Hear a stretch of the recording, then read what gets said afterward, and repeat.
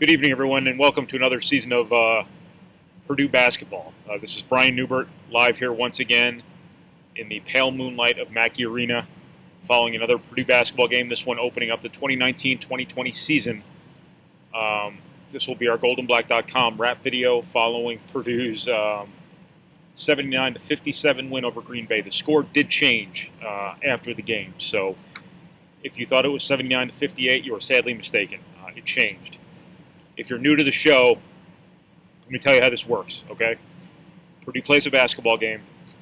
I come out here, I turn on my computer, I talk, you listen. That's it. I will talk about the game, certain topics that might come up about the game to go along with our coverage on the site. We're here after every single game. As long as I am here, as long as I am physically able, there will be a wrap video following a Purdue basketball game. Some of you may view that as a promise. Some of you may view it as a threat. But that doesn't change the fact that after every single game, we are here to talk about Purdue basketball on video. So to quote the band Phish, P-H-I-S-H, come waste your time with me. All right. Now that we've given you the primer to the wrap video, for those of you who are just joining in, to begin this season. As you are well aware, Purdue opened its season with this 79-57 win. I keep checking the box score to remember the score because it did change again, so I'm a little bit confused here. You guys got to see this one because it was on BTN tonight, but a couple of quick impressions. This will be 15 minutes or less, no more, no less. I absolutely promise you. I know every time I say that I go like 45, but this will be 15 minutes tops. If you've already read some of the coverage that's been out there from the game, that's not nearly as interesting as this. Jihad Proctor and Eric Hunter, more so Jihad Proctor, this being his Purdue debut, he goes out and gets 26. That is the most in a debut by a Purdue player since Glenn Robinson, if that gives you any sort of context. But he and Eric Hunter both, kind of the convergence of the two of them, really gave Purdue a nice scoring element from the backcourt. You know, Purdue played without Sasha Stefanovic, who's going to be a starter. Both of these guys had to play big minutes. They played, I think, the most minutes on the team between them. And they really carried Purdue offensively. They both made jumpers. They both scored off the dribble. They both did a lot of stuff. And Purdue needed a lot of stuff from them tonight, and will need a lot of stuff from them moving forward. But both of them look like they're guys who are going to be a big, big part of Purdue's kind of revamped offensive mix here. Obviously, Purdue is not going to replace Carson Edwards with anyone, nor is it even trying to. But, you know, a couple of things that you've wondered about in the offseason is, does this team have guys who can go get a shot? And while Green Bay is not Michigan State or Maryland or whoever it may be that Purdue will play later in the season, both Jihad Proctor and Eric Hunter, through an exhibition game and through the opener tonight against Green Bay, have shown you can put the ball in their hands, and when you need a shot, they can go get a shot. But also, you know, the other thing, the quote-unquote end of the shot clock guy, does Purdue have that guy? I think they have a bunch of guys who can do things collectively as part of a system, but the two things kind of go hand in hand. Does Purdue have a guy who can get a shot, and does Purdue have a guy you put it in their hands within the shot clock and he will get the ball up? They're kind of the same thing, but I think Jihad Proctor, through a couple of games here, has really done some very positive things at the end of shot clocks. And I think what's showing up there is kind of how he was described coming out of High Point. Was he has a sort of patience to him, he has a sort of veteran savvy about him. He's physical, he draws contact, he absorbs it, he welcomes it.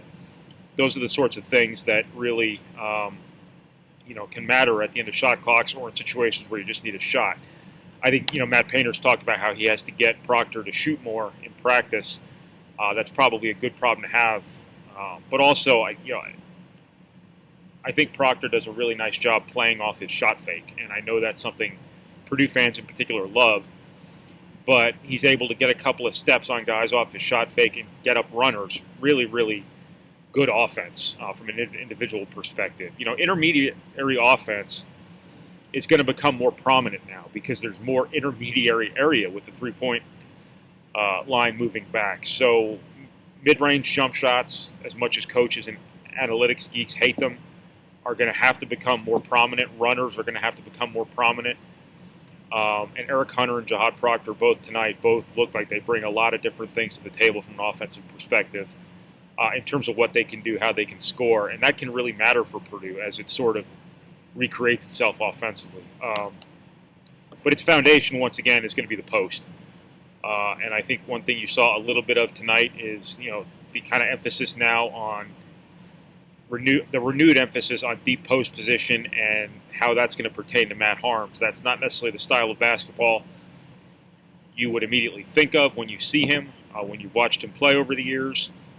But that doesn't mean he can't be good at it, against certain opponents especially.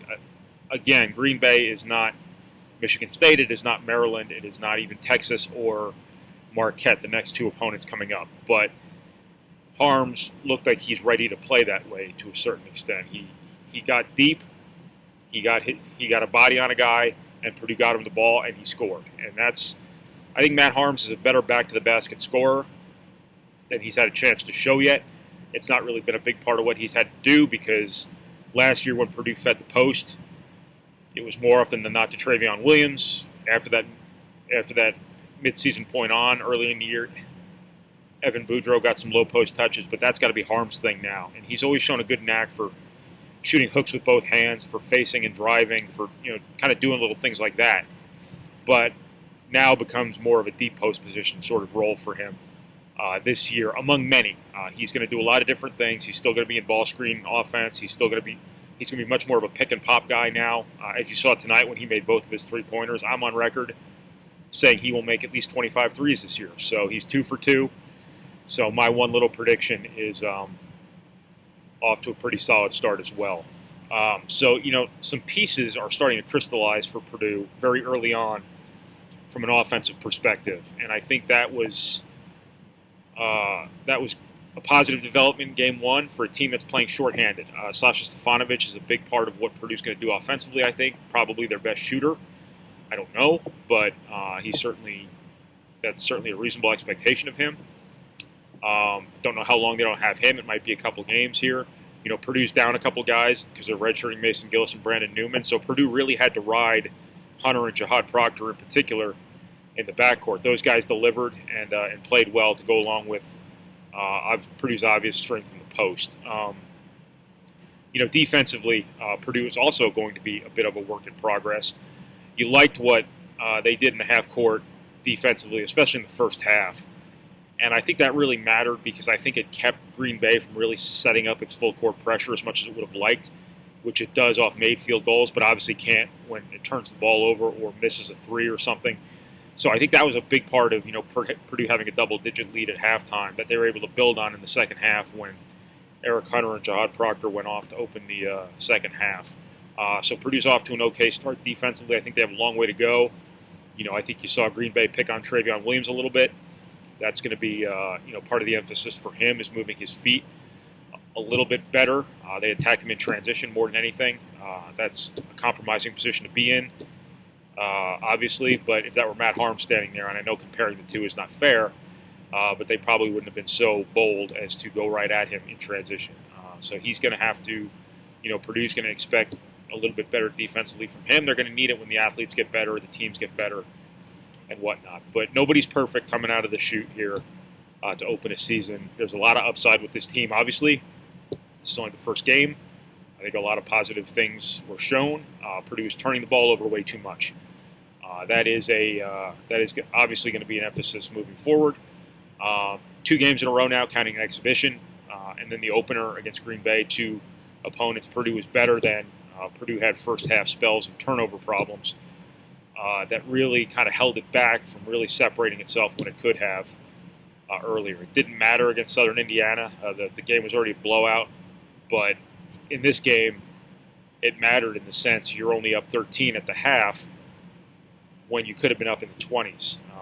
Now, if you're only up 13, if Green Bay makes a couple shots early in the second half, things get a little dicey. They had a couple of possessions there where they could have gotten within single digits in the second half. Obviously these games aren't always easy. They're not supposed to be easy, but you want to capitalize on your opportunities, put teams away to make sure you don't have to worry about it later. and turnovers have kept Purdue from doing that. It's probably part of the process. I'm going to say the process 1,000 times, probably during this non-conference season, but that's probably just part of it for this team. These guys haven't played a lot together. Roles are being defined. Guys are getting comfortable in whatever those roles may be, and there's going to be turnovers. These guys are reconditioning themselves to enter the ball to the post. They didn't have to do that as much last year. The only guy on this team left from the feed the post at all cost era at Purdue, when Isaac Haas and Caleb Swanigan.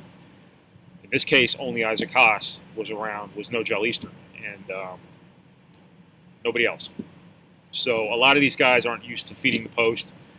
Most of them didn't play with good big men wherever they were before, whether it was Jihad Proctor at High Point or any of the freshmen, wherever they came from. So there's a lot of different things about this team that have to fall in place here. Turnovers are going to be a symptom of that of that process. So only 11 minutes. Really? That's all I've got, 11 minutes? It's a record. It's like Jihad Proctor scoring the most points of any debuting Purdue player since Glenn Robinson. This is the shortest rap video since probably the one time my computer broke halfway through. So that's what I got. So it's a miracle. From Purdue's 79-57, not 58, win over Green Bay, not the Packers, the Phoenix. This is Brian Neubert from goldenblack.com. Thank you for watching. Thank you for reading. Thank you for listening. And thank you for processing our materials. However it is you process our materials. Talk to you again Saturday night after Purdue plays the University of Texas, shortly after Purdue plays Northwestern in football. So it will be another crowded, busy day on goldenblack.com. We appreciate all of you, as I mentioned before, watching, reading, listening, whatever it may be. Thank you so much. We appreciate it, and we will talk to you again Saturday night. Good night, everybody.